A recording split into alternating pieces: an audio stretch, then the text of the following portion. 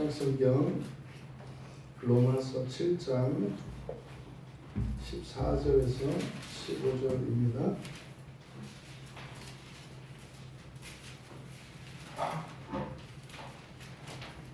로마서 7장 14절 15절 말씀 우리 함께 읽겠습니다. 우리가 율법은 신령한 줄 알거니와 나는 육신에 속하여 죄 아래 팔렸도다. 내가 행하는 것을 내가 알지 못하노니 곧 내가 원하는 것을 행하지 아니하고 도리어 미워하는 것을 행함이라. 아멘. 오이다멘 우리가 아노니라고 하는 이것은 사도 바울이 아주 즐겨 쓰는 표현이고 의미 있는 표현입니다. 여기에는 사도 바울 자신도 이해할 수 없는 자신의 삶, 또 하나님 말씀과 이렇게 대치되는 예수를 믿으면서도 예수를 믿지 않는 사람과 같이, 또 마땅한 도리인 줄 알면서도 그 도리를 따라하지 않는 이러한 모든 것을 나타낼 때 오이다멘 이렇게 얘기합니다. 우리가 아니, 우리가 다 아니 그런 거잖아요. 여러분 우리가 다 아시잖아요. 이렇게 했을 때 드는 느낌이 있다고요. 우리가 다 알잖아요. 모두 다 알고 있는 그것을 이때 우리에는 하늘에 있는 천상에 있는 성도들과 우리를 구원하시고 통치하시는 예수 그리스도와 삼위일체 하나님이 우리로서 다 함께 알고 있는 거죠. 그러니까 여기에는 조금도 이렇게 배제되거나 열애되는 게 없어요. 우리가 다 아는 겁니다. 우리가 아까 기도할 때 잠깐 한국교회의 연합과 하나됨을 위해서 기도했지 않습니까? 근데 정말 너무나 기가 막힌 상황이에요. 곳곳에서 지금 들려오는 소식들을 보면 이렇게 교단 간의 교리로 이렇게 분열하고 대립하는 일들은 있었죠. 그런데 이렇게 교회와 교회가 이렇게 대척하는 그런 일은 그렇게 오래되지 않았어요. 교회는 교회를 존중하고 인정했거든요. 그러니까 이 교회는 저 옆에 있는 교회를 인정하고 저 옆에 있는 교회는 또 우리 교회를 인정하고 모든 교회를 서로 인정하는 분위기였거든요. 또 심지어 교단 간에도 마찬가지입니다. 그래서 각 교단들이 서로를 그렇게 음해하거나 그런 일이 없었어요. 그냥 교회를 존중하면서 또 서로의 다름을 인정하고 각자의 그 고유성을 지켜나갔을 뿐이죠. 그런데 오늘날은 이 모든 것들이 깨어지고 있는 그런 상황입니다. 심지어는 집 안에서도조차 그러니까 신앙을 가진 크리스찬 가정에서조차 다른 가치로 인해서 분열을 하는, 그래서 우리 그리스도인들은 절대적인 하나됨 안에서 이러한 문제들에 봉착했을 때 서로의 다름을 신앙 안에서 해결해 나가면서 살아가야 돼요. 모든 문제를요. 그렇게 해서 이 모든 일들이 잘 되었을 때 그 결과는 우리의 신앙 안에서의 통일로 귀결돼야 하는 것입니다. 근데 신앙이 부분집합이 되어버렸어요. 요즘에 지금 우리나라에서 특히 지금 근래에 보기 드물게 나타나는 이런 갈등의 이유가 이데올로기입니다. 이 정치적인 주제로 인해서 지금 교회 안에 심각하게 지금 이단들 문제보다 더 심각한 게 지금 교회 안에 있는 이데올로기 문제예요. 사실 이 이데올로기 문제는 수십 년 전에 끝났거든요. 이 세상에 이미 다 없어졌어요, 거의. 그런데 지금 이 한국 안에서 유일하게 이 이데올로기의 문제가 굉장히 확산되고 있고, 이 후폭풍이 교회 안에까지 들어와서 교인들 사이에서도 이런 정치적인 이념의 문제 때문에 갈리는, 이거 굉장히 우리가 심각하게 생각을 해야 합니다. 이거는 그냥 옳고 그르고의 문제가 아니라 영적인 문제입니다. 오늘 낮에도 어떤 형제님에게 그런 상담 이제 상담 내용을 듣게 됐어요. 아내하고 그 부부가 아주 독실한 신자인데, 독실하다는 말이 잘못됐네요. 어쨌든 신자인데 이 정치적인 정치색 때문에 부부 사이가 이게 지금 굉장히 균열되어 있어요. 이게 지금 이런 일들이 왜 일어나고 있을까? 이런 안타까운 현실들, 이것은 우리의 가치가 여전히 이 땅에 있기 때문이라는 겁니다. 그러니까 우리가 예수를 믿고 신앙생활을 하면서 그것을 통해서 우리가 기대하는 바는 이 세상에서의 영화예요. 그 구약에서 바벨탑으로 나타나는 거거든요. 그러니까 하나님의 힘을 빌어다가 이 세상에 바벨탑을 쌓으려고 하니 이게 얼마나 어리석은 일이냐고요. 네? 또 이러한 갈등의 일들을, 이게 지금 현재 한국 교회 안에 일어나는 심각한 문제이고, 이것은 우리들이 정말 우리가 함께 기도해야 되는 내용이고 회개해야 되는 내용입니다. 그런 거예요. 한 부모 아래 태어난 형제 자매들이 서로 의견이 다르다 그래서 싸움 나고 다 뛰쳐나가냐 이 말이죠. 어떤 경우에도 형제와 자매라고 하는 이 울타리를 넘어설 수가 없는 거예요. 싸워도 가족 안에서 싸움이고 달라도 가족 안에서의 다름인 거예요.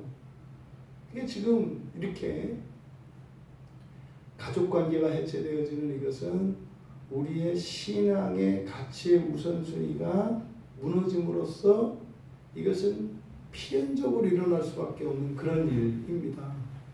그래서 우리가 예수 그리스도를 믿고 저 하나님 나라를 위하여 살아가는 것, 하나님 나라를 위하여라는 것은 지향하여 산다는 거예요.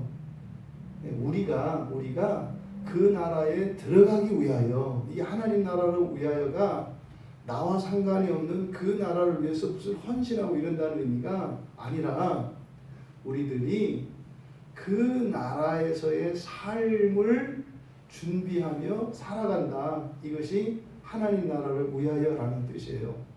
이게 안 된 겁니다. 아담 이후로 헤아릴 수 없는 시간이 지나갔죠. 그게 수천 년인지 수만 년인지 정확히 알 수는 없습니다만 아주 긴 시간이 흘렀습니다. 근데 그 긴 시간의 신앙의 여정 속에서 사람들, 그 가운데 하나님의 백성된 이들의 그 궁극적인 목표가 이 하늘을 뚫지를 못해요. 다 땅으로 내려온다고요. 이것이 교회의 역사 속에 있었던 모든 범죄와 실패의 원인이었습니다. 다 땅으로 내려와요. 다. 이것이 오늘날도 우리들이 맞닥뜨리고 있는 현실입니다. 근데 그렇게 하기 위해서 사단 마귀는 온갖 술책을 가리지 않고 쓴다 이 말이죠. 여러분, 우리들은요 이렇게 이중적인 존재로서 이중 신분을 가지고 살아가는 이들인 것을 잊어서는 안 됩니다. 그래서 또 이러한 일들이 우리 안에도 분열로 일어나요. 우리 안에 이렇게 둘로 분열이 일어난다고요. 이 세상을 위해서 살고자 하는 그런 의지와 힘, 또 영원한 그 나라를 향하여 살고자 하는 그런 갈망과 그 힘이 우리 안에서 부딪히고 싸움이 일어나요. 이게 지금 오이다멘 우리가 아노니라고 하는 바울 사도의 말씀 안에 함축되어 있는 내용입니다. 그러니까 뒤에 있는 내용은 뭐겠어요? 이런 모순적이고 갈등적인 이 상황, 하지만 우리가 조금만 생각해 보면 그 해결책을 알 수 있는 이런 것들입니다. 그러니까 이것은 막 가르치는 내용이 아니에요. 다 알고 있는 내용이에요. 근데 뭐예요? 모르는 것처럼 살고 있는 거예요. 다 아는 건데 모르는 것처럼 살고 있는. 율법과 나에 대해서 이야기합니다. 다 아는 게 뭡니까? 두 가지로 얘기합니다. 첫째, 율법은 신령하다는 거예요. 두 번째, 나는 육신에 속했다는 거예요. 여기서 율법은 신령하다. 나는 육신에 속했다. 그래서 15절에 원하는 것을 하지 않고 엉뚱한 거 한다. 이렇게 돼 있어요. 그럼 지금 이 세 가지의 내용을 가지고 결론을 도출해내야 하죠. 율법을 신령하고요. 나는 육신에 속했고요. 나는 내가 하고자 하는 일을 하지 않고 엉뚱한 일을 해요. 그럼 나는 어떻게 해야 된다는 거예요? 율법을 따라야 한다는 거예요. 결론은 그겁니다. 율법에 따라야 한다. 이 내용이죠. 그런데 우리는 어떻게 한다고요? 율법을 악하다고 한다고요. 율법을 폐기해야 한다고요. 율법은 더 이상 우리가 지키지 않아도 되는 거라고 이야기한다고요. 맞지 않다니까요. 여기서 율법은 신령하다. 이게 이제 우리말이 좀 애매하게 번역을 한 거예요. 뭐 신령하면 여러분 어떤 의미가 들어요? 이렇게 신령하다 그랬을 때 여러분이 떠오르는 그런 이미지나 그 개념은 뭐예요? 알 수 없는 거 이렇게 되잖아요. 신령하다 그러면 신령하긴 신령한데 신령한 게 뭔지 몰라. 이렇게 애매하게 번역을 해놔서 그렇다고요. 그래서 괜히 이렇게 신비스럽게 이렇게 해놨는데 그냥 우리는 그럴 필요 없어요. 영적이다 그러면 돼요. 영적이라는 말이 우리에게는 관념적이고 추상적이고 애매하지 않습니다. 분명합니다. 영적이다라고 하는 말은. 이 영적이다 여기서 이제 프리마티코스 영적인 이런 의미거든요. 영적인 율법은 영적인 것이에요. 그 다음에 나는 육신에 속했다 그랬는데 속했다라고 번역하면 적절하지 않아요. 왜냐하면 속했다라고 하는 것은 주권이 거기에 있는 거거든요. 그럼 육신이 내 주권을 가지고 있는 거예요. 그것은 적절하지 않아요. 여기서 이 영적인 신령한이라고 번역되어진 영적인이라는 이 푸니마티코스와 상대되는 개념으로서 사르키노스가 있는 거예요. 이거는 육적인 거예요. 그러니까 영적인, 육적인 이렇게만 해야 합니다. 너무 이것을 지나치게 속했다 이렇게 해서는 안 돼요. I am 뭐 예를 들어서 그 얘기는 안 해도 되죠. 자 그냥 영적인, 육적인 이렇게만 이해를 하면 된다. 왜 여기서 영적이다, 육적이다라고 하느냐면 이것은 속성이죠. 영적인 속성과 육적인 속성을 말하는 거예요. 그 자체가 아니라. 그래서 우리들이 여기서 지금 우리 또는 나는 거듭난 사람입니다. 거듭난 사람이기 때문에 육신에 속해 있지 않아요. 대신 육적인 성품을 가지고 있죠. 육적인 성질이 우리 안에 있죠. 여전히 죄성이 있다 이 말이에요. 그러니까 거듭난 사람이지만 죄성을 가지고 있어요. 그 죄성을 여기서는 육적인이라고 얘기를 한 겁니다. 그래서 속하여라고 하는 말은 독자로 하여금 충분히 오해하게 합니다. 그래서 육신에 속하여 왜 또 이거 가지고 학자들은 싸운다고요. 이게 거듭난 사람이냐? 이게 참 싸울 일이 참 없어. 싸울 거에 내가 만들어 주겠구나. 이게 뭐 나는 육신에 속했다 그랬으니까 봐라. 육신에 속한 거면 거듭나지 않은 사람. 그래서 바울이 담에색도 당해서 회심하기 전에 이야기하는 거다. 아니다. 여기서는 지금 전체 문맥에서 보면 회심한 이유가 아니냐. 밥 먹고 하는 일이 학자들이 이런 일을 갖고 해요. 근데 원문을 보면은 기가 막혀요. 이 성경을 너무 안 봐요. 진짜. 말도 안 돼요. 말도 안 돼. 그러니까 여기서 그냥 단지 육적인 그 육신에 속한 그 죄성이 여전히 내 안에서 영향을 미치고 있다. 이런 정도로 봐야 되는 거예요. 그러니까 이것은 우리들의 이야기입니다. 이것은 바울 사도의 이야기일 뿐만 아니라 우리들도 여기에서 예외가 아니죠. 먼저 우리가 알고 있는 내용, 율법은 영적이다. 그러면 이 영적이라고 하는 게 무슨 말입니까? 영적이다. 여러분들이 이것을 정리하셔야 돼요. 그러니까 영적이다 했을 때 첫 번째로는 인간과 관련하여 인간은 우리가 영혼과 육체로 편의상 이렇게 분리하는 거예요. 사실 이게 분리될 수 있는 존재가 아니거든요. 그러니까 분리는 죄로 인해서 일어나는 것이고 영혼과 육체는 이게 구분이 불가능해요. 그냥 사람이거든요. 근데 죄로 인해서 우리는 죽기 때문에 그때 죽을 때 육체와 영혼의 분리가 일어난다고요.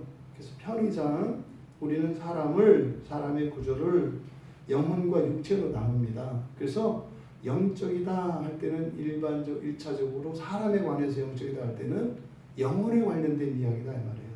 영혼에 관련된 성품이다. 여러분, 영혼은 무엇을 먹나요? 하늘의 자원을 먹어요. 우리의 영혼도 먹습니다. 뭘 먹어야 돼요? 우리의 육체는 땅의 자원을 먹죠. 땅에서 나오는 것을 먹어요. 그래서 육체를 건강하고 아름답게 합니다. 그럼 영혼도 마찬가지로 뭘 먹어야 돼요. 물론 이 먹는다는 표현은 은유지요. 영혼에도 하나님의 은혜가 끊임없이 주입되어야 해요. 그래서 하늘 자원이 사람에게 보집니다. 이것을 보통 우리가 은혜라고 하죠. 그 은혜가 주입되어질 때 그것이 우리의 영혼을 강건하게 하고 거룩하게 하고 순결하게 합니다. 또 우리의 육체도 마찬가지로 이 땅에서 나오는 이런 자양분들을 취해야 우리들이 건강하고 힘을 내서 살아갈 수가 있는 거예요. 그래서 영적이다 할 때 첫 번째로 사랑과 관련해서는 영혼과 관련된 것이다. 근데 영혼과 관련된 게 중요한 이유는 영혼이 육체를 통제합니다. 영혼이 육체를 통제해요. 그래서 영혼이 가지고 있는 영혼의 역할은 육체를 통제한다고요. 그래서요, 그 증거가 뭐예요? 죽으면 몸이 아무 기능도 하지 못하는 거예요. 영혼과 육체가 분리되어 버리면 육체는 아무 기능도 못해요. 물론 육체도 인격성을 가지고 있습니다. 육체도 이런 감정을 느끼고 이런 지성을 가지고 있고 그래서 기억을 한다고요. 또 육체도 이런 의지가 있어서 육체 자신이 가지고 있는 그게 있어요. 하지만 이것은 영혼의 통제하에서 일어납니다.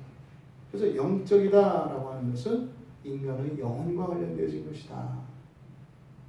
두 번째로 영적이다라고 할 때는 창조 세계와 관련해서 영적이다 그럴 때는 하늘에 속한 것, 천국에 속한 것이에요.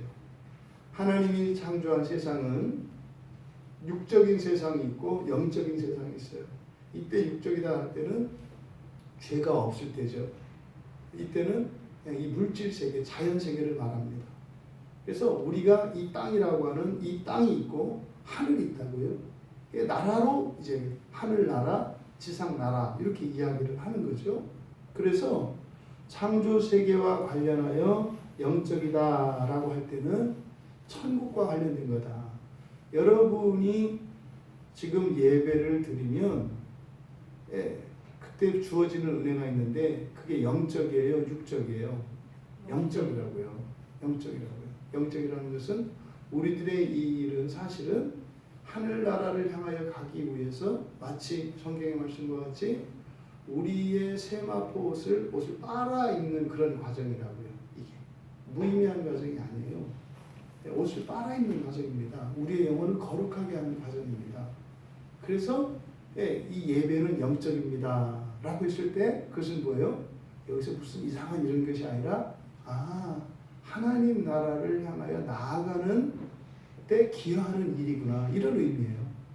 기도하고 성경을 보고 설교 듣고 여러분들이 하나님 말씀을 암송하고 하나님 말씀 따라 살아갈 때 영적이죠. 또 여러분들이 실제로 말씀 들고 세상을 살아가실 때는 두 가지 동시에 일어난다고요. 영적이고 세상적인 일이 같이 일어나죠. 그래서 영적인 것은 하나님 하늘나라 천국에 관한 것이다. 그러니까 예수님께서 하늘나라의 천국 복음을 전하신 건 뭐예요? 다 영적인 거죠. 근데 이 영적인 것을 그렇게 이 세계와 관련하여 이해하지 못하면 못 알아듣는 거예요. 단지 그것을 사람의 영혼과 관계되어진 것으로만 이해하면 못 알아듣는 거예요. 이해되시죠? 지금 우리는 이 땅에 속해 있지 않습니까? 그러니까 이 땅을 살아가는 중에 우리의 영혼을 위해 도움이 되는 것, 이것을 영적이라고만 생각하면 안 된다 이 말이에요. 영혼에 관련된 것이지만 그것은 또한 세계로는 어떻다? 이 하늘 넘어 있는 천국과 관련되어진 것이 영적인 것이다. 그러니 그리스도인들이 이 세상을 살아가면서 우리가 장차 예수님이 이 땅에 오셔서 이루실 그 주님의 나라, 하나님 나라가 땅에 임하는 거거든요. 현재 있는 저 천국을 우리가 이렇게 생각하지 않고 그것을 의미 있게 생각하지 않고 가치를 부여하지 않고 살아간다면 우리는 그냥 날개 없는 자동차로 이 세상을 살아갈 뿐이라고요. 절대로 뜨지가 못해요. 그리스도인이라 하더라도 날개를 달아야 하는데 이 날개가 뭐예요? 하늘나라를 믿고 그 하늘나라에 속한 그러한 영적인 것들을 사모하며 그 은혜를 내가 입을 때 비로소 날개가 병아리 날개 나듯이 만큼씩 나기 시작하는 거예요. 그리고 마침내 비상하는 것은 뭐예요? 이제 주님이 오셨을 때, 주님이 딱 오셨을 때 우리가 독수리 날개처럼 쫙 나가지고 쫙 날아오르는 거죠. 그게 하나님 나라 들어가는 거예요. 이게 비유적으로 제가 얘기했습니다만 존재론적으로는 이게 실제로 일어날 일이라고요. 그러니까요, 교회 역사가 2000년이 됐는데 날개가 요만큼밖에 안 났다고요. 왜요? 천국을 생각하지 않아요. 그저 이 땅에다가 큰 집 짓고 높은 집 짓고 사람들 많이 모으고 이건 땅에 짓는 거잖아요. 아니 로마가 교황청을 짓고 그렇게 하느라고 망한 것을 알면서도 왜 교회들이 이걸 따라서 하느냐고요. 그럼 그러죠. 우린 교황청은 아니다. 왜냐하면 전 세계를 통일할 생각은 없으니까. 그거는 교황청보다 못하다는 얘기죠. 영적인 것은 이 세계와 관련해서 하늘나라와 관계되어 있다. 또 존재론적으로 영적이다라고 하는 것은 인간보다 상위의 존재인, 그러니까 우월한 존재인 영적 피조물인 천사에 관련된 것입니다. 영적이다. 그러니까요, 귀신, 천사 이런 것들은 영적이죠. 그런 것을 이 세상의 물질적인 것과 같이 생각하면 안 돼요.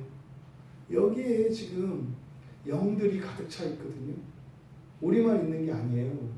여기에는 영들이 있어요. 영들이. 사람이 거하는 곳, 심지어는 이 땅에 있는 모든 처소에는 있지 않습니까? 하늘의 영들이 내려와 있어요. 이거를 귀신이라고도 하고 천사라고도 하는 거예요. 그러니까 모든 곳에서는 이런 육적인 존재인 이 육체를 가지고 있는 이런 피조물들과 육체가 없는 영적 존재인 천사들이 항상 같이 살아요. 같이 공존한다고요. 하늘도 마찬가지잖아요. 하늘도 세 분이 계시잖아요. 육체를 가진 분이 셋이 계세요. 그래서요, 하늘과 땅으로 나뉘어 있지만 분명히 교류가 일어난다고요. 근데 우리는 지금 그 나라를 살기 위해서 준비되는 사람들 아닙니까?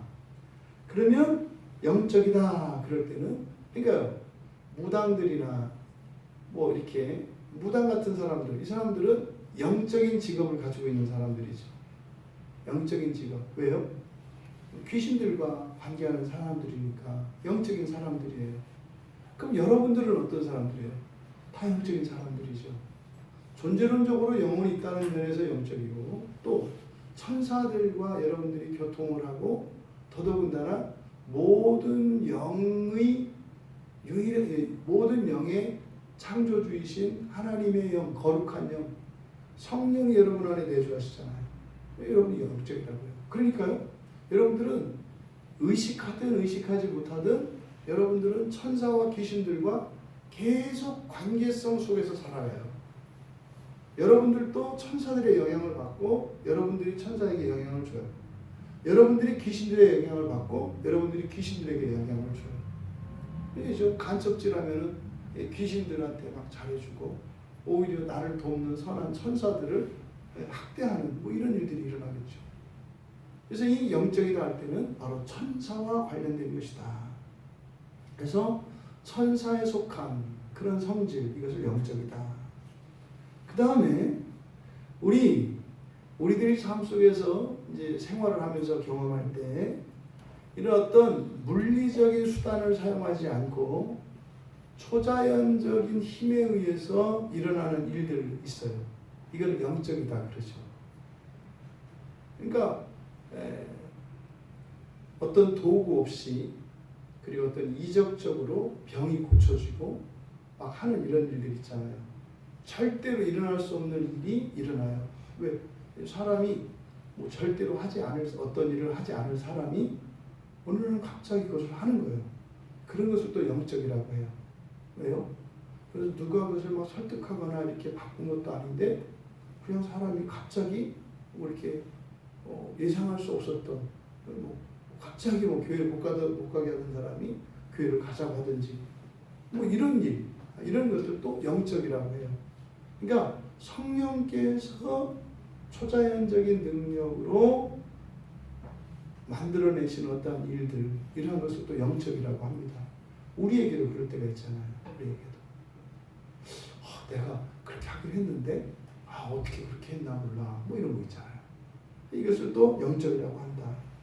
그래서 보통 우리 신자들에게 영적인 사람 이렇게 얘기할 때는 무당이나 이런 사람들을 영적인 사람이라고 하는 것이 아니라 그때 영적인 사람 할 때는 성령이 충만한 사람을 가리키는 말이에요.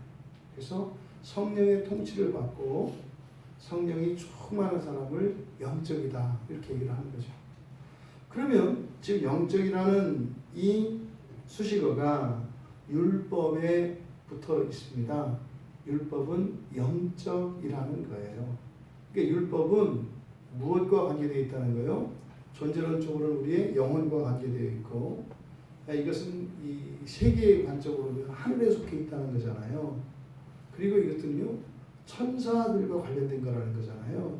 그러니까 율법은 우리의 몸으로 지키는 게 아니에요. 우리의 영혼이 율법에 의해서 하늘에 속한 이런 원리들과 가치들로 변화되어졌을 때 영혼에 의해서 통제를 받는 육체가 하는 행위라야 그것이 의미가 있어요. 그러니까 바리새인들이 했던 이것을 외식이라고 하는데 외식은 영적인 일이 아니었던 거죠. 율법을 지키는데 영적인 일이 아니었던 거죠. 그 무슨 말이에요? 육체를 단련해서 육체의 힘으로 그 일을 했다는 거예요. 그런 일들의 가능성은 얼마든지 널려 있습니다. 왜요? 인류의 역사를 보면 각 문화에 각 세계에 보면 성인 군자들이 있어요. 그러니까 보통 사람들을 뛰어넘는 거의 초인적이라고 할 수 있는 그런 인격성과 특별한 자질을 가진 사람들이 있어요. 근데 그것을 영적이라고 하지 않는다. 그래서 겉으로 드러난 행동의 어떤 성숙도나 완전성을 가지고 우리는 영적이라고 하지 않아요. 그래서 율법이라고 하는 것은 우리 영혼과 관련되어 있다는 거. 영혼과 관련되어 있다는 거. 그러니까 이것을 자꾸 육체와 결부시키니까 해도 된다 안 한다. 이게 육체의 일이잖아요. 율법은 영적이다. 이거는 다 한다는 거예요. 근데 다 하는 것 같지 않잖아요. 근데요, 그냥 율법은 하나님이 주신 것이니까 영적이다. 그럴 때 아멘 한다고요. 근데 율법을 지켜야 되냐 말아야 되냐 그럴 때는 싸움이 나요. 이상하잖아요. 왜? 이게 지금 이해가 잘못되어 있는 거죠. 두 번째로 나는 육적이다. 나는 육적이다. 그래서 육적이라고 하는 이유는 뭡니까? 거듭난 사람이고 구원받은 사람이지만 여전히 육적인 이런 속성과 이런 성향들이 남아 있다는 거죠. 그래서 우리 안에 우리의 영혼이 이제는 하늘을 사모하며 하늘을 추구하며 살아갑니다. 우리의 영혼은. 그래서 어떻게 해요?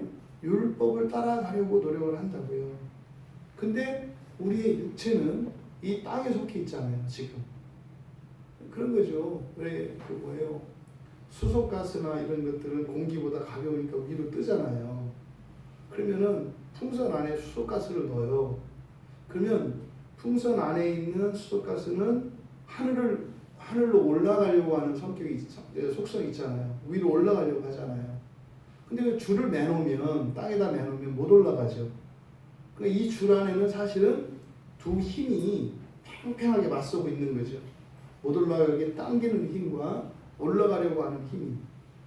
그러니까 이 원심력과 구심력이 팽팽하게 맞서 있는 상태거든요. 그런 것처럼 우리의 영혼은 어떻게 해요? 끊임없이 하늘로 올라가려고 해요. 영은 영적인 것은 하늘에 속한 거라 했잖아요. 세계로는. 그러니까 우리의 영혼은 하늘을 향해서 가고 싶어 한다고요. 지금도 끊임없이. 그런데 줄에 매여있는 풍선과 같은 우리의 육체가 어떻게 해요? 못 올라가게 누르고 있다고요. 그래서 체중이 가벼운 게 좋은가? 그거하고 상관이 없는 거겠죠. 그러니까 우리가 육적이다라고 하는 것은 바로 이런 부분입니다. 여전히 우리 안에 거듭난 영혼이 하늘을 지향하며 살고자 하지만 하늘을 지향하는 힘이 있어요. 그게 육체의 힘이거든요. 이게 지금 육체에 속했다라고 번역되어진 우리말 성경에 기록된 이 말입니다. 그래서 이 육적인이라고 하는 것은 사람으로는 몸에 해당하는 것이고, 그리고 특히 여기에 사용된 이 사르키노스는 사륵스의 형용사형이거든요.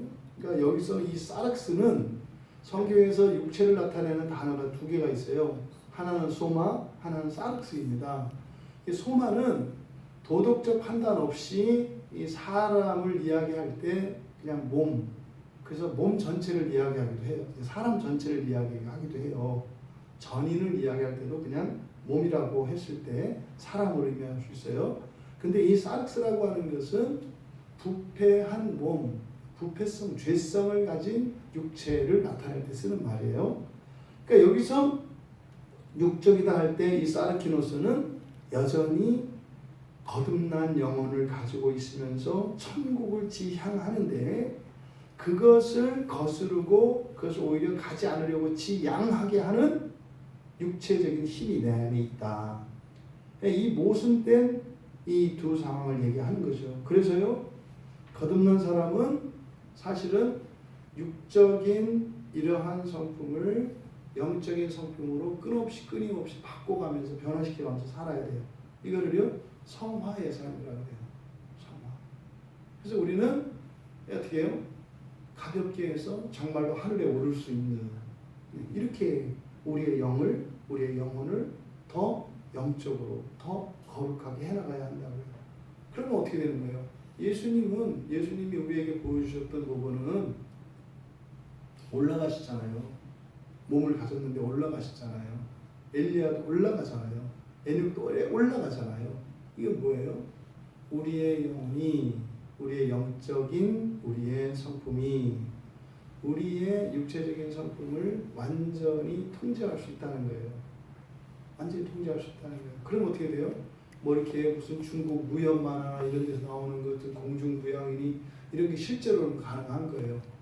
근데 이것은 우리가 하나님의 특별한 은혜가 아니면 일반적으로 되진 않아요. 근데 그거 되는 게 언제예요?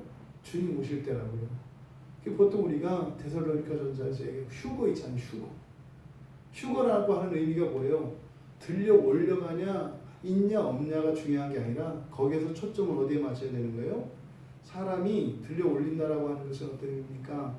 우리의 영적인 속성이 완전히 우리 안에 있는 육체 안에 있는 죄성을 완전히 통제했을 때, 완전히 거룩하게 됐을 때 올라가는 것뿐만 아니라 내려올 수도 있는 거예요.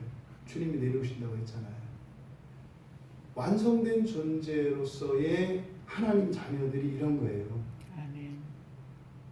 그러니까 하늘을 오르고 내리고 할 수가 있는 거예요. 산을 걸어서 올라가는 게 아니라 걷고 싶으면 걸을 수 있죠. 또 날아서 가고 싶으면 날아갈 수 있는 거예요. 그게 뭐예요? 미국에 전 가보지 않았지만 그랜드 캐년에 가면 이렇게 사진 보면 끔찍하더만 전혀 끔찍하지 않은 거예요. 그냥 날아서 내리고 날아서 오를 수 있는 거예요. 말하자면 이게 하나님의 자녀들이라니까요. 천사들은 지금 하나님과 이 세상을 오가잖아요. 그러면 분명히 우리들이 천사들과 동등이라고 했잖아요. 예수님께서. 그러니까요. 우리도 그렇게 오르내릴 수 있는 거예요. 이게 기독교에서 말하는 구원입니다. 근데 무슨 판타지 얘기하는 것 같지 않으세요? 왜냐하면 계속 교회 안에서 구원을 이야기할 때 관계적인 측면만 가지고 이야기를 했다고요. 그래서 여러 가지 대립이 일어나요. 정말 신기할 정도로요. 이 구원의 문제에 존재의 변화, 본성의 변화라고 하는 것을 인정을 하고 그걸 믿고 성경을 보면 많은 부분 이해가 됩니다. 아 하고 이해가 됩니다. 실제적으로 와닿습니다. 근데 이 존재의 본질적인 변화는 불가능하다라고 전제하고 성경을 보니까 온갖 사람들의 생각과 억측과 주장들이 막 난무하는 거예요. 이게 성경을 먼저 이렇게 딱 닫아놓으니까 한 부분을 근데 이게 안 보이는 거죠. 나는 여전히 거듭났지만 여전히 이 땅에 속했고 바로 죄성을 가지고 있다. 그래서 신자들이 자살을 할 수 있어요, 없어요? 있어요. 명쾌한 거예요. 누가 자살하면 저 사람은 진짜 신자가 아니었다. 옛날에 뭐 이렇게 다 얘기한단 말이에요. 그리고 엄청나게 타락을 해. 그럼 저 사람은 신자가 아니다. 가짜였다. 이게 지금 기본적인 인간의 존재의 변화와 그 과정 안에서 일어나는 이런 영적인 싸움에 대한 실상을 모르기 때문에 그렇게 이야기하는 거예요. 나는 육적이다. 나는 육적. 잊지 마셔야 돼요. 그래서요. 마음 편히 살면 육적으로 살게 돼 있어요. 그래서요. 바득 살아가는 게 영적으로 살아가는 거예요. 바득. 이 세상에서 끌어당기는 힘이 훨씬 크거든요. 그러니까 사람에 따라서는 은혜의 정도에 따라 달라요. 그러니까 은혜가 떨어지면 어떻게 되는 거예요? 이 구심력이 이게 당기는 힘이 큰 거죠. 그럼 어떻게 해요? 신앙을 지고 살아가는 인생길이 천근만근입니다. 한 걸음 한 걸음. 신앙이 늘 그렇다고. 근데 은혜가 충만하면 어떻게 돼요? 원심력이 더 강한 거예요. 그러니까 뭐 붕붕 뜨는 거죠. 일주일 사는데 이게 퐁퐁 이렇게 사는 거예요. 근데 은혜가 떨어지면 사는 거예요. 그게 이제 주일 내에 보면 이제 얼굴에 보인다. 퐁퐁 날아다니면서 사는 사람인지 푹푹 꺼지는 사람을 사는 사람인지. 근데 괜찮다. 왜? 우리는 일주일 단위로 전화해보기 가능하니까. 일주일 단위로 우리는 갱신할 수 있다고요. 근데 주일이 얼마나 좋아요. 아무리 길어도 일주일 이상은 안 가요. 아무리 길어도. 어떻게 해요? 일주일 완전히 망가지는 삶을 살았으면 다음 일주일은 그것과 완전히 정반대되는 삶을 살아갈 수가 있어요. 이게 주일의 신비예요. 이거를 모른다는 거예요. 이 주일을 통해서 우리가 그렇게 거룩한 삶을 살게 하는 거죠. 하나님이 주일을 세우신 목적이라고요. 그날이 복되지 않아요? 복되잖아요. 더 좋은 삶을 살게 하는 그날 얼마나 복돼요. 기쁜 날 아니에요? 기쁜 날이죠. 즐겁고도 복되고 기쁜 날이죠. 이게 주일이죠. 하지만 이것은 우리들이 치열하게 싸워야 하는 싸움입니다. 그냥 되는 게 아니에요. 이어서 말합니다. 죄에게 팔렸다. 근데 육신에 속하여 죄에게 팔렸도다. 이게 지금 번역이 잘못되어 있습니다. 완전히 잘못되어 있어요. 이거는 지금 영어 성경 어디도 다 찾아봤는데 이렇게 번역되어 있어요. 그러니까 이거는 완전히 잘못된 거예요. 그러니까 여기서 이제 헷갈리는 거예요. 육신에 속하여 죄에게 팔렸다. 말이 되죠. 왜요? 항상 책임을 우리가 지려고 하거든요. 우리들은. 항상 모든 원인이 나에게 있다고 생각을 해요. 내가 잘못해서 그렇다. 뭐 이러면은 다 그냥 아멘. 아니요. 여기서 육신에게 속한 이유가 육적인 이유가 그러니까 거듭났음에도 불구하고 여전히 내 안에 이런 육적인 성품이 남아있는 이유가 내가 뭘 잘못해서 죄를 져서 그런 것이 아니라 그 이유가 무엇인지를 뒤에서 얘기하는 거예요. 무엇 때문에 우리가 거듭났으면서도 여전히 육적이다? 죄 아래 팔렸기 때문이다. 죄 아래 팔렸. 이걸 뭐예요? 원죄라고 한다고요. 원문에 보면 이 팔렸다라고 하는 이 말이 완료 수동태로 되어 있어요. 완료형이거든요. 완료형. 완료형이라고 하는 것은요. 과거보다 더 먼저라고 그랬죠. 그러니까 육적인 상태. 그러니까 육신에 속하기 이전에 먼저 우리는 어떻게 했다고요? 죄에게 완전히 팔린 상태였다고요. 그러니까 지금 여기서 말하는 건 그거예요. 완전히 사단 마귀의 종으로 있다가 하나님께서 우리를 거듭나게 해주셨어요. 그랬을 때 완전히 여기서 빠져나오는 게 아니다라는 거예요. 이 상태에서 여전히 거듭났어도 이 세상에서 거듭났고 구원받았지만 예수를 믿었지만 한 번에 쏙 빠지는 게 아니다 이 말이에요. 그래서 우리가 이루어가야 할 구원이 있다는 게 요 말이에요. 그래서 죄에 잡혔던 우리가 여기서 팔렸다라고 하는 말은 노예다라는 뜻이에요. 죄의 노예였다. 그러니까 사단의 노예였다. 이런 뜻이거든요. 사단에게 팔려서 사단의 노예였었던 우리였기 때문에 거듭났음에도 불구하고 여전히 노예 근성이 남아있다. 이 얘기를 하는 거예요. 근데 율법은 뭐라고요? 영적인 거라고요. 그러니까 지금 어떤 얘기를 하는지 아시겠죠? 이 사단 마귀가 권세하고 있는 이 땅이 있어요. 그리고 하나님이 다스리시는 하늘이 있어요. 근데 이 사단 마귀 권세 아래 살고 있던 사람이 있어요. 나.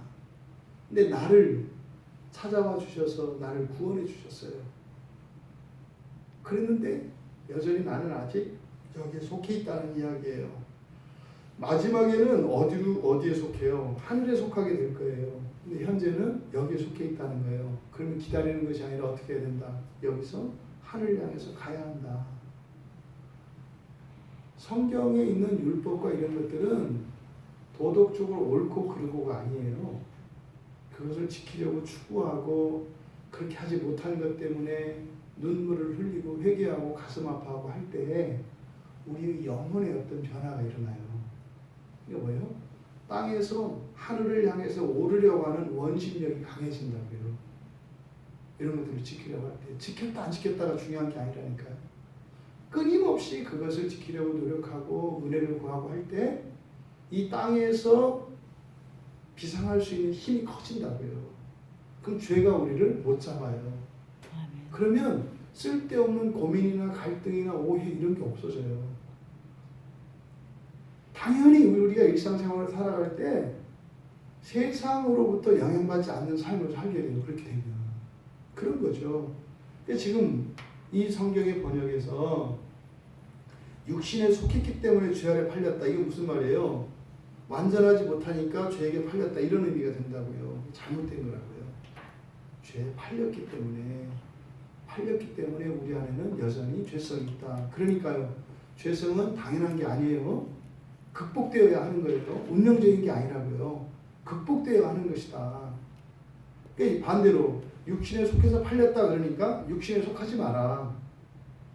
그래야 안 팔린다. 이렇게 한단 말이죠. 안 돼요. 그렇게 되는 게 아니에요.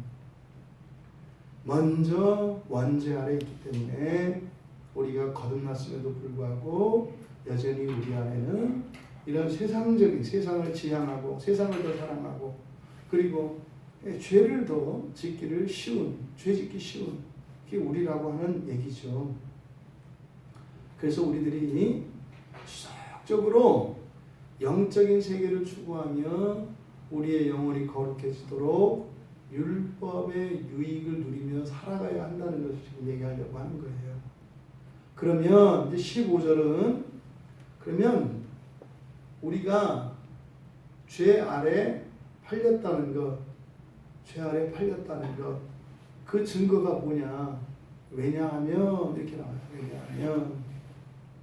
왜냐하면 15절에 있는 내용을 우리가 죄에게 그러니까 육신의 죄에 팔린 증거입니다. 그래서 우리말 성경에는 빠져 있는데 가르 왜냐하면이라고 하는 접속사가 우리말 성경에는 번역이 안 되어 있어요.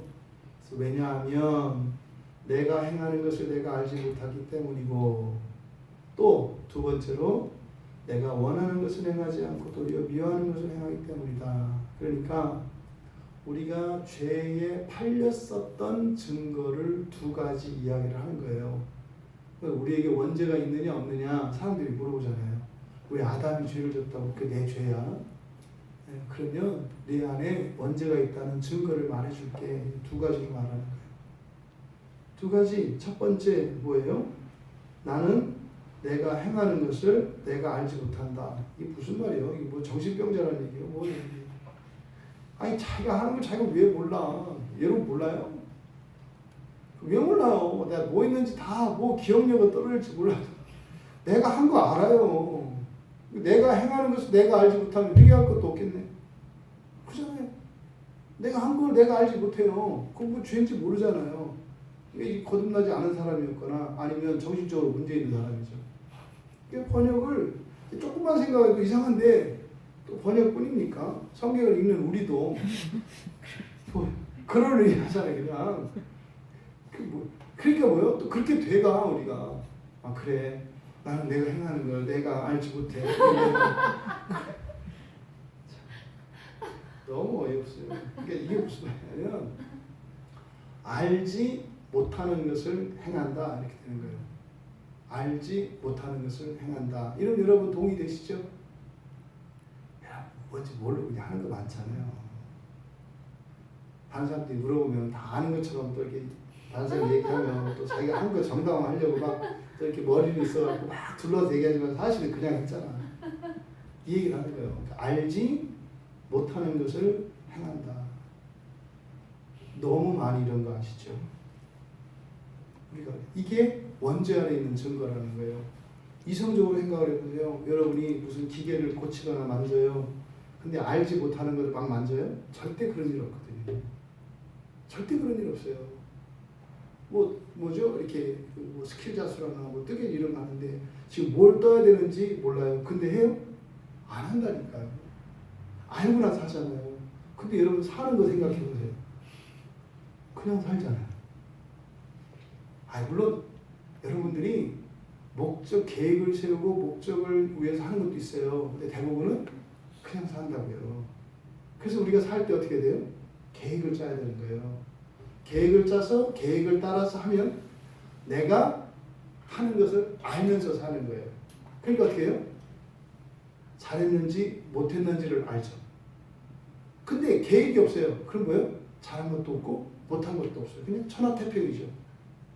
그러니까 너희들은 알지 못하는 것을 행하노니. 뭐 알려고 하지 않고 그냥 산다는 거예요. 떠밀려 사는 거죠. 내가 왜 오늘 교회에 왔는지, 내가 왜 출근을 했는지, 왜 오늘 밥을 먹고 있는지 이걸 알면 어떻게 돼요? 감사가 절로 나와요. 그리고요 기도가 절로 나와요. 왜 밥을 먹는 이유가 뭐예요? 우리가 새 힘을 얻고 육체적인 피로를 덜려고 하는 거 아니에요. 이걸 먹어서 먹게 해주시니 감사한 거 아니에요. 근데 또 먹는다고 되는 게 아니잖아. 얹히면 또 큰일 나잖아. 이거 어떻게 해요? 예수님의 이름으로 기도하는 거 아니에요. 뭐 얹히지 말고 또 하나도 이렇게 그 좋은 자양분들이 바깥으로 빠져나가지 말고 다 소화돼서 몸에 들어가서 여러분 그렇게 될 수 있단 말이에요. 그러니까 그냥 우리는 해요. 알지 못하는 것을 한다. 이게 지금 누구한테 얘기하는 거예요? 거듭난 사람을 향해서 얘기하는 거예요. 왜 이 얘기를 하고 있습니까? 그러니까 지금 우리가 죄 아래 팔린 그 증거로서 이 얘기하는 내가 알지 못하는 것을 행한다. 이 말은 뭐예요? 우리는 무지의 삶을 살고 있다. 이걸 인식하라는 거예요. 우리는 모른다는 거예요. 우리는 무지의 삶을 살고 있다. 그러니까요. 눈먼 소경이 용감하게 씩씩하게 앞을 향해서 뛰어가는 거예요. 이렇게 살 수 없는 거잖아요. 아니 여러분 눈먼 소경이요. 어떻게 여기 어딘지도 모르고 열심히 막 달려가요. 그럼 안 되죠. 눈먼 소경은 어떻게 돼요? 지팡이 의지해서 도닥거리면서 가야 된다고요. 이게 뭐예요? 말씀이죠.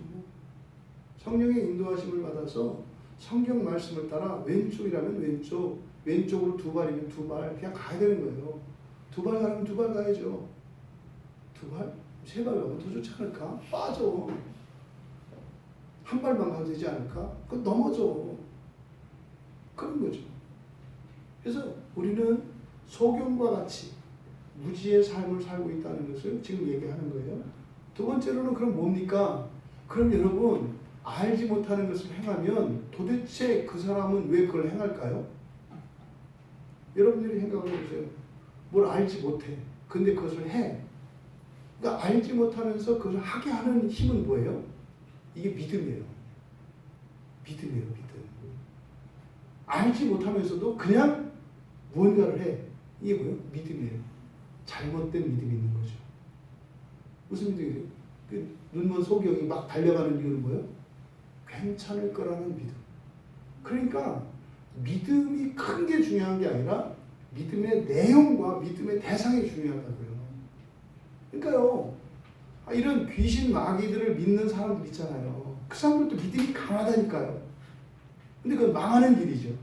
그러니까 믿음이 마치 강하면 좋은 것처럼 아니요. 바른 믿음이어야 돼요. 올바른 믿음이어야 돼요. 그래서 우리는 성경을 우리의 믿음의 대상으로 합니다. 성경에 있는 내용을. 그러니까요. 성경을 온전하게 하는 일은 너무나 중요하죠. 성경을 바로 하는 일은 절대적으로 필요하다고요. 그래서 우리는 믿음을 따라 살아가요. 그러니까 우리의 믿음이 병들면 우리의 신앙과 우리의 인생도 잘못되게 되어 있습니다. 그래서 지금 여기서 알지 못하는 것을 행하면서 살아가는 우리들에게는요, 영적인 지식이 꼭 필요한 거예요. 그 앞에서 율법이 뭐라고 그랬어요? 영적이다 그랬잖아요. 율법이 꼭 필요하다고요. 하지만 지금 우리들의 이 삶, 알지 못하는 것을 행하며 살아가는 이 삶을 통해서 우리가 죄에 팔렸다고 하는 그 증거를 찾을 수 있고, 그래서 그걸 통해서 또 우리는요, 율법이 절대적으로 우리에게 필요하다는 것을 우리가 알 수 있다 이 말이죠. 두 번째로 내가 원하는 것을 행하지 않고 미워하는 것을 행한다. 여기서 원하는 것은 의지입니다. 의지. 우리의 의지가 지금 어떠한가를 보여주는 거예요. 그러니까 원하는 것을 행하지 않고 도리어 미워하는 것을 행한다. 그건 뭐예요? 마치 이렇게 내 몸을 마음대로 통제할 수 없는 상태와 같이 얘기를 하는 거예요. 그랬을 때 뭐 소아마비를 걸렸거나 몸에 장애가 있어서 이 뇌의 명령을 듣지 않는 상태, 이런 거죠. 오른발을 가려고 하는데 왼발이 나가고 말이죠. 이런 상태. 그래서 지금 여기서 두 번째로 이야기하는 것은 우리의 의지가 불완전한 의지라는 거예요. 불완전한 의지.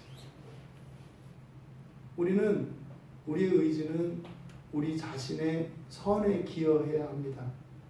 나에게 좋게 우리의 의지가 작동돼야 한다 이 말이에요. 근데 그렇지가 않거든요. 여기서 원한다라고 하는 것은 나에게 유익한 걸 말하는 거죠. 이때 원하는 것은 거듭난 사람의 원함이에요. 그 뭐겠어요? 영원히 저 하늘나라를 향하여 나아가고자 하는 것이죠. 근데 그렇게 하지 않는다 이 말이에요. 미워하는 건 뭐겠습니까? 이 세상이겠죠. 죄겠죠. 나는 이 세상을 미워하고 이 땅을 미워하고 저 천국을 사랑하는데 그 천국을 향해서 살지 않고 이 땅을 향해서 자꾸 살아간다는 거죠. 그래서 우리의 의지가 불완전한 의지라고 하는 것을 이 성경을 통해서 우리가 알 수 있습니다. 또 불완전한 정도가 아니죠. 그 미워하는 것을 행하는 이것은 노예 의지입니다. 왜요? 죄 아래 팔린 증거가 여기에 있다 이 말이에요. 이상하다니까요. 내가 그렇게 할 이유가 없는데 그렇게 한다 이 말이에요. 번번이. 그러니까 그것은 어쩌다 한 번 그러고 또 대다수는 안 그러고 이러면 단지 불완전한 거예요. 그런데 그렇게 불완전한 경우도 있지만 어떤 것은 계속적으로 반복적으로 나에게 해가 되는 일을 계속해요. 이런 건 노예 의지인 거죠. 그래서 우리의 의지가 불완전한 의지이고 노예 의지라고 하는 것을 가르쳐 줍니다. 이게 뭐예요? 우리가 죄에 팔린 증거라는 거예요. 지금 이 두 가지 이유에서 예외인 사람은 아무도 없어요. 이 세상에. 예수를 믿는 사람이든 믿지 않는 사람들. 그래서요. 모두 다 원죄 아래 있다는 거예요. 당신은 죄인입니다. 할 때 누가 죄인이야? 이 얘기를 해주시면 돼요. 성경에서는요. 죄인이라면 나쁘게 얘기하는 게 아니라 그냥 아무 생각도 없이 어떤 일을 막 하고요. 일을 저지르고 보고요. 이렇게 하는 거. 또 나한테 도움되는 일만 아니라 스스로 자기에게 해가 되는 일들을 하는 거. 반복적으로. 그런 일 하면 안 되잖아요. 근데 하잖아요. 아니라고 할 수는 없어요. 그거를 죄 아래 있다고 하는 거예요. 이게 뭐예요? 죄 아래 있다고 하는 말은 바로 뒤에 나오는 게 구원이잖아요. 그걸 고쳐주시려고 하는 거예요. 그러니까 예수 믿으면 어떻게 되는 거예요? 원하지 않는 일은 안 하고 말이죠. 원하는 일을 하고. 물론 이때 원하고 원하지 않는 것은 뭐예요? 선한 거예요. 선한 거. 이거죠. 이게 구원이라고 하는 것이 우리 실제의 생활의 영역에 있어서 이런 거다 이 말이에요. 싫어하는 건 안 하고, 예? 사랑하는 것을 하고 말이죠. 또 모든 것을 할 때 분명히 그것을 알고 한단 말이에요. 그러면 실수할 리가 없어요. 잘못될 리가 없다고요. 구원이 좋아요, 안 좋아요? 좋잖아요. 천국 지옥은 좀 멀어요, 사람들에게. 생활 속에서 반복되는 실수 이런 것들이 없어지는 거예요. 구원을 받으면. 또 내 생각과 다르게 행동하고 하는 이런 것들은 없어지는 거예요. 구원받으면. 하지만 거듭난 사람들도 이러한 속성을 다 가지고 있다는 것입니다. 여러분, 우리는 예수 그리스도로 말미암아 성령께서 우리 안에 내주하셔서 우리는 이제 거듭난 사람으로서 하늘에 속해 있습니다. 하지만 여전히 우리들은 죄의 영향력 아래 있다고 하는 사실, 이것을 기억해야 합니다. 그래서 원죄의 그 효과가 우리가 사는 동안에는 완전히 벗겨지지 않아요. 이 원죄의 효과가. 그래서 단 한순간도 우리가 안심할 수 없고, 그렇게 우리 안에 있는 이런 육신의 성품, 이때 육신은 사닉스라고 했어요. 죄성이죠. 우리 안에 있는 이 죄성을 없애면서 이러한 영적인 삶으로 날마다 변화되어서 가야 하는 것입니다. 그걸 위해서 여러분이 설교 듣고 기도하고 일상생활할 때도 하나님 말씀 이렇게 하라고 그랬지. 그 말씀의 통제를 받으면서 살아가는 거예요. 그렇게 하면 이 세상을 잘 살고 그런 게 아니라, 그렇게 하는 목적이 뭐다? 영적인 사람으로 저 하늘을 이 땅을 향해서 내려오는 그 하늘에 들어갈 준비를 하며 살아가는 것이다. 이것이 그리스도인의 삶입니다.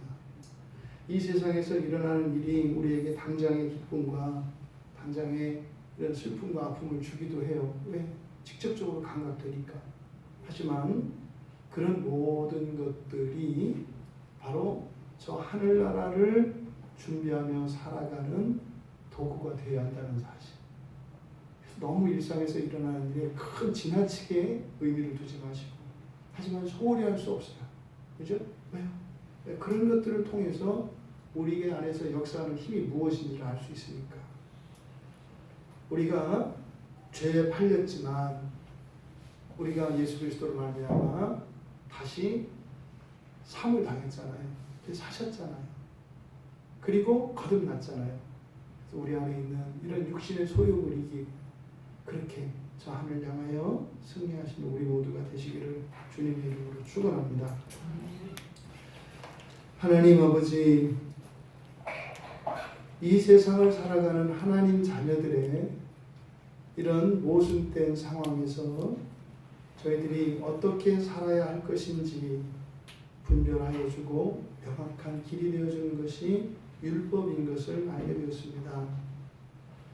성경에 기록된 율법은 단지 이 세상에 기록된 많은 책들의 이런 윤리 강령이 아니라, 우리의 육체를 위한 것이 아니라 우리의 영혼을 위한 것임을, 또 이 세상을 평화롭게 살기 위한 것이 아니라 저 하나님 나라를 살아가기 위하여 주신 것임을 오늘 말씀을 통하여 깨달았습니다.